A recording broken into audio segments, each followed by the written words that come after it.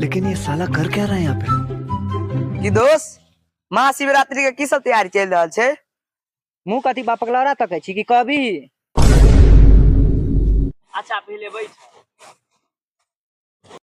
चलो भाई देखो अब मैं क्या करता हूँ। हाँ कह कथी कहै छ? हाँ हो भरि दिन त रहै छक चौक चौराहा बौआइ एको बेर त घुमि के एबे नहि करै छक कि मंदिर के की हाल छै। 3 दिन रहले हन शिवरात्रि के तब तक मंदिर के रंगैया पोतैया नहीं भेले। अच्छा की करबक बौआ, हम सब काम काज वाला लोग छियै ना, कनी काम से हम दुनू गोरा जे है ना से चौक पर चलि गेल छलै। काल्हि से रहबा बुझलहक?